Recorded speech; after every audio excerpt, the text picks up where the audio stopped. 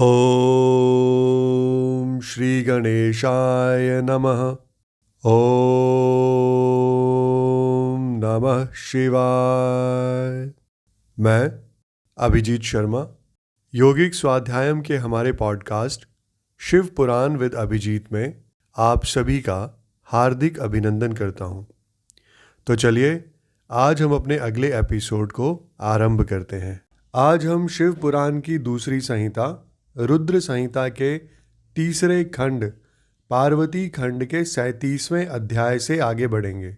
37वां अध्याय जिसका शीर्षक है हिमवान का भगवान शिव के पास लग्न पत्रिका भेजना, विवाह के लिए आवश्यक सामान जुटाना, मंगलाचार का आरंभ करना, उनका निमंत्रण पाकर पर्वतों और नदियों का दिव्य रूप में आना, पुरी की सजावट तथा विश्वकर्मा द्वारा दिव्य मंडप एवं देवताओं के निवास के लिए दिव्य लोकों का निर्माण करवाना।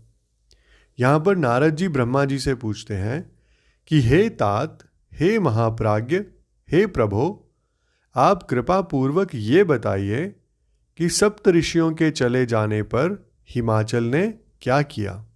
इसके उत्तर में ब्रह्मा जी ने कहा कि हे मुनीश्वर, अरुंधति सहित उन सप्त ऋषियों के चले जाने पर हिमवान ने जो कार्य किया वो मैं तुम्हें बताता हूँ, ध्यानपूर्वक सुनो। सप्त ऋषियों के जाने के बाद अपने मेरु आदि भाई बंधुओं को आमंत्रित करके पुत्र और पत्नी सहित महामनस्वी गिरिराज हिमवान बड़े हर्ष का अनुभव करने लगे। तदनंतर ऋषियों की आज्ञा के अनुसार हिमवान ने अपने पुरोहित गर्ग जी से बड़ी प्रसन्नता के साथ लग्न पत्रिका लिखवाई। उस पत्रिका को उन्होंने भगवान शिव के पास भेजा। पर्वतराज के बहुत से आत्मीय जन प्रसन्न मन से नाना प्रकार की सामग्रियां लेकर वहां गए।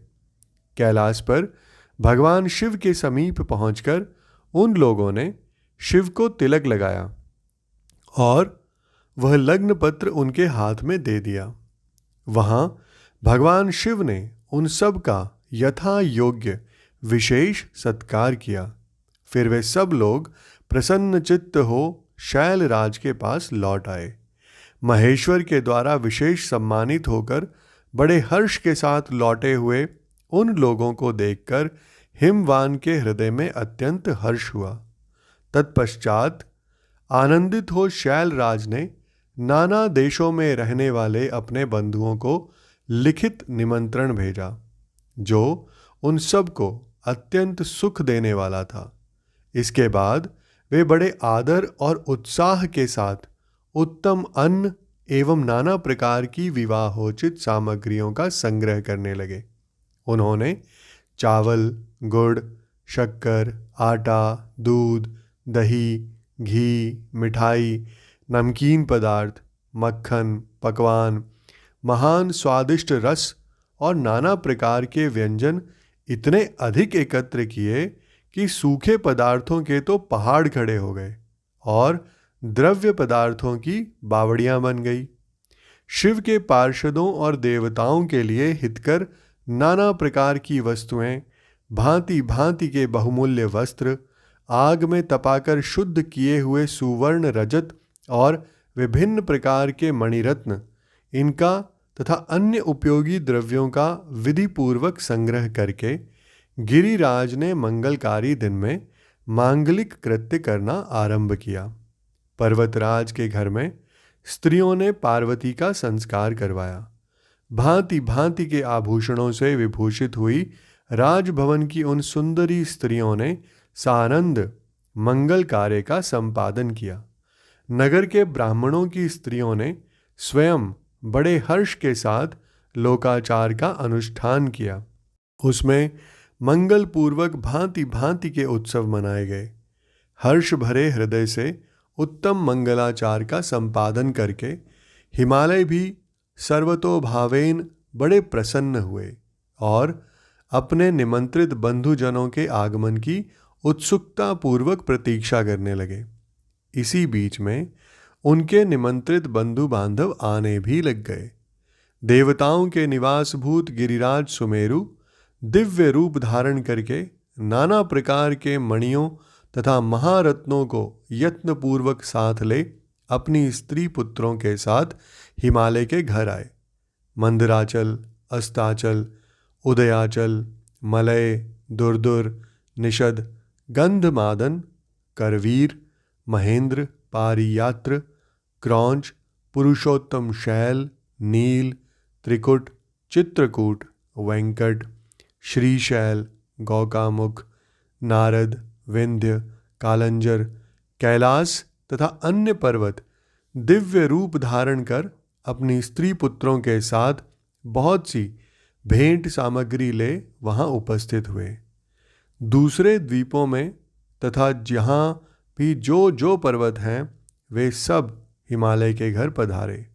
शिवा और शिव का विवाह है यह जानकर सबने बड़ी प्रसन्नता के साथ वहाँ पदार्पण किया। शोणभद्र आदि नद और संपूर्ण नदियाँ दिव्य नर नारियों का रूप धारण कर नाना प्रकार के अलंकारों से अलंकृत हो शिव पार्वती का विवाह देखने के लिए आए। गोदावरी, यमुना, सरस्वती, वेणी, गंगा, नर्मदा तथा अन्य श्रेष्ठ सरिताएं भी बड़ी प्रसन्नता के साथ हिमवान के यहाँ पर आई। उन सब के आने से हिमालय की दिव्यपुरी सब ओर से भर गई। वह सब प्रकार की शोभाओं से संपन्न थी। वहाँ बड़े बड़े उत्सव हो रहे थे। ध्वजा पताकाएं फहरा रही थी। बंधनवारों से उसकी अधिक शोभा होती थी।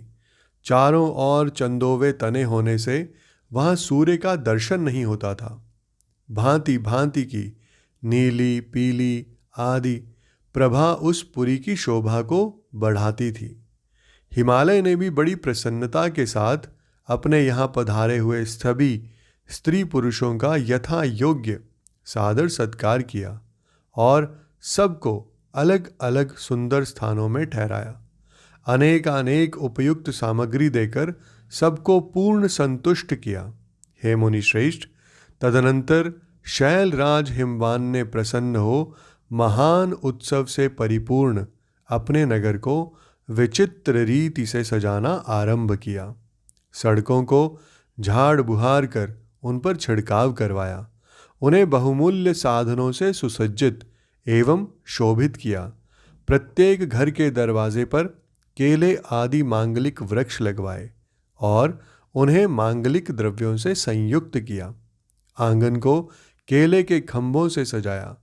रेशम की डोरों से आम के पल्लव बांधकर बंधनवारें बनवाई और उन्हें उन खंभों के चारों ओर लगवा दिया। मालती के फूलों की मालाएं उस आंगन के सब ओर लटका दी गई। सुंदर तोरणों से वह आंगन का भाग अत्यंत प्रकाशमान जान पड़ता था। चारों दिशाओं में मंगल सूचक शुभ द्रव्य रखे गए थे जो उस प्रांगण की शोभा बढ़ा रहे थे। इसी प्रकार अत्यंत प्रसन्नता से भरे हुए गिरिराज हिमवान ने महान प्रभावशाली गर्ग मुनि को आगे करके अपनी पुत्री के लिए प्रस्तुत करने योग्य सारा उत्तम मंगल कार्य संपन्न किया। उन्होंने विश्वकर्मा को बुलाकर आदर पूर्वक एक मंडप बनवाया जिसका विस्तार बहुत अधिक था। वेदी आदि के कारण वह मंडप बहुत मनोहर जान पड़ता था। हे देवऋषि, वह मंडप कई योजन विस्तृत था। अनेक शुभ लक्षणों से युक्त तथा नाना प्रकार के आश्चर्यों से परिपूर्ण था। वहाँ स्थावर और जंगम सभी वस्तुएं कृत्रिम बनी थी, परंतु असली वस्तुओं के समान प्रतीत होती थी। उनसे उस मंडप की मनोहरता और बढ़ गई थी। वहाँ सब और ऐसी अद्भुत वस्तुएं थीं जो उस मंडप का सर्वस्व जान पड़ती थी। नाना प्रकार की निराली वस्तुओं का चमत्कार वहाँ छा रहा था। वहाँ की स्थावर वस्तुओं में जंगम और जंगम वस्तुओं से स्थावर पराजित हो रहे थे, अर्थात वे एक दूसरे से बढ़कर शोभाशाली और चमत्कार पूर्ण दिखाई देते थे। उस मंडप की स्थल भूमि जल से पराजित हो रही थी, अर्थात चतुर से चतुर मनुष्य भी यह नहीं जान पाते थे कि इसमें कहाँ जल है और कहाँ स्थल है। कहीं कृत्रिम सिंह बने हुए थे और कहीं सारसों की पंक्तियाँ।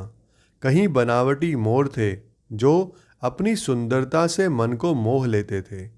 कहीं कृत्रिम स्त्रियां थीं जो पुरुषों के साथ नृत्य करती हुई देखी जाती थी। वे कृत्रिम होने पर भी सब लोगों की ओर देखती और उनके मन को मोह में डाल देती थी। उसी विधि से मनोहर द्वारपाल बने थे जो स्थावर होने पर भी जंगमों के समान जान पड़ते थे। वे अपने हाथों से धनुष उठाकर उन्हें खींचते देखे जाते थे। द्वार पर कृत्रिम महालक्ष्मी खड़ी थी जिनकी रचना अद्भुत थी।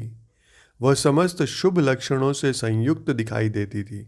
उन्हें देखकर ऐसा जान पड़ता था मानो क्षीर सागर से साक्षात लक्ष्मी ही आ गई हों। उस मंडप में स्थान स्थान पर सजे सजाए कृत्रिम हाथी खड़े किए गए थे जो असली हाथियों के समान ही प्रतीत होते थे। घुड़सवारों सहित घोड़े और हाथी सवारों सहित हाथी बनाए गए थे। जहां तहां रथियों सहित रथ बने थे जो कृत्रिम अश्वों से ही खींचे जाते थे। उन्हें देखकर लोगों को बड़ा आश्चर्य होता था। इनके सिवा दूसरे दूसरे कृत्रिम वाहन भी वहां खड़े थे। पैदल सिपाहियों की कृत्रिम सेना भी वहां मौजूद थी। हे मुने, प्रसन्न चित्त वाले विश्वकर्मा ने देवताओं और मुनियों को भी मोह और आश्चर्य में डालने के लिए वहां ऐसी अद्भुत रचनाएं की थी। मंडप के सबसे बड़े फाटक पर कृत्रिम नंदी खड़ा था जो शुद्ध स्फटिक मणि के समान उज्ज्वल कांति से सुशोभित होता था। भगवान शिव के वाहन नंदी की जैसी आकृति है ठीक वैसी ही वह भी थी। उस कृत्रिम नंदी के ऊपर रत्न विभूषित महादिव्य पुष्पक शोभा पाता था जो पल्लवों तथा श्वेत चामरों से सजाया गया था। उसके वाम पार्श्व में 2 कृत्रिम हाथी खड़े थे जिनका रंग विशुद्ध केसर के समान था। वे 4 दांत वाले बनाए गए थे और 60 वर्ष के पाठों के समान दिखते थे। वे परस्पर स्नेह करते से प्रतीत होते थे। उनमें बड़ी चमक थी। इसी प्रकार सूर्य के समान अत्यंत प्रकाशमान 2 दिव्य अश्व भी विश्वकर्मा ने बनाए थे जो चंवर से अलंकृत और दिव्य आभूषणों से विभूषित थे। श्रेष्ठ रत्नमय आभूषणों से संपन्न कवचधारी लोकपाल तथा संपूर्ण देवता भी वहां विश्वकर्मा द्वारा रचे गए थे जो ठीक उन्हीं लोकपालों और देवताओं से मिलते जुलते थे। इसी तरह भृगु आदि समस्त तपोधन ऋषि, अन्यान्य उपदेवता और सिद्ध भी उनके द्वारा वहां निर्मित हुए थे। गरुड़ आदि समस्त पार्षदों से युक्त भगवान विष्णु का कृत्रिम विग्रह भी विश्वकर्मा ने वहां पर बनाया था जिसका स्वरूप साक्षात श्रीहरि के समान ही आश्चर्यजनक था। हे नारद, उसी प्रकार पुत्रों, वेदों और सिद्धों से घिरे हुए मुझ ब्रह्मा की भी प्रतिमा वहां बनाई गई थी जो मेरे समान ही वैदिक सूक्तों का पाठ कर रही थी। ऐरावत हाथी पर चढ़े हुए देवराज इंद्र भी वहां दल बल के साथ खड़े थे। वे भी कृत्रिम ही बनाए गए थे और परिपूर्ण चंद्रमा के समान प्रकाशित होते थे।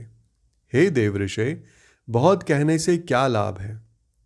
हिमाचल से प्रेरित हुए विश्वकर्मा ने वहां शीघ्र ही संपूर्ण देव समाज के कृत्रिम विग्रहों का निर्माण कर लिया था। इस प्रकार उन्होंने दिव्य मंडप की रचना की थी। वह मंडप अनेक आश्चर्यों से युक्त, महान तथा देवताओं को भी मोह लेने वाला था। तदनंतर गिरिराज हिमवान की आज्ञा से परम बुद्धिमान विश्वकर्मा ने देवता आदि के निवास के लिए उनके कृत्रिम लोकों का भी यत्नपूर्वक निर्माण किया। उन्हीं लोकों में उन्होंने उन देवताओं के लिए अत्यंत तेजस्वी, परम अद्भुत और सुखदायक बड़े बड़े दिव्य मंचों और सिंहासनों की भी रचना की। इसी तरह उन्होंने मुझ स्वयंभू ब्रह्मा के निवास के लिए क्षण भर में अद्भुत सत्यलोक की रचना कर डाली जो उत्तम दीप्ति से उद्दीप्त हो रहा था।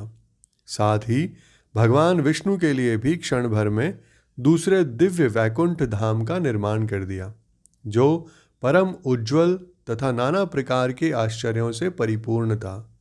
इसी तरह विश्वकर्मा ने देवराज इंद्र के लिए भी दिव्य, अद्भुत, उत्तम एवं समस्त ऐश्वर्यों से संपन्न ग्रह की रचना की। अन्य लोकपालों के लिए भी उन्होंने प्रसन्नतापूर्वक बड़े सुंदर, दिव्य, अद्भुत एवं बड़े बड़े भवन बनाए। फिर क्रमशः समस्त देवताओं के लिए भी उन्होंने क्रमशः विचित्र ग्रहों का निर्माण किया। परम बुद्धिमान विश्वकर्मा को भगवान शंकर का महान वर प्राप्त था, इसलिए उन्होंने शिव के संतोष के लिए क्षण भर में इन सब वस्तुओं की रचना कर डाली। तदनंतर उसी प्रकार भगवान शंकर के लिए भी उन्होंने एक शोभाशाली ग्रह का निर्माण किया, जो शिव के चिन्ह से युक्त तथा शिवलोकवर्ती दिव्य भवन के समान ही अनुपम था। श्रेष्ठ देवताओं ने उसकी भूरी भूरी प्रशंसा की थी। वह परम उज्ज्वल, महान, प्रभापुंज से उद्भासित, उत्तम और अद्भुत था। विश्वकर्मा ने भगवान शिव की प्रसन्नता के लिए वहाँ ऐसी अद्भुत रचना की थी जो परम उज्ज्वल होने के साथ ही साक्षात महादेव जी को भी आश्चर्य में डालने वाली थी। इस प्रकार यह सारा लौकिक व्यवहार करके हिमाचल बड़ी प्रसन्नता के साथ भगवान शंभु के शुभ आगमन की प्रतीक्षा करने लगे। हे देवऋषि, हिमालय का यह सारा आनंददायक वृत्तांत मैंने तुमसे कह सुनाया। अब और क्या सुनना चाहते हो? इन्हीं शब्दों के साथ आज का हमारा ये एपिसोड यहीं पर संपन्न होता है। मैं कल फिर आपके समक्ष उपस्थित होऊंगा हमारे अगले एपिसोड के साथ। आप सभी का मुझे इतने धैर्य एवं ध्यान से सुनने के लिए बहुत बहुत धन्यवाद।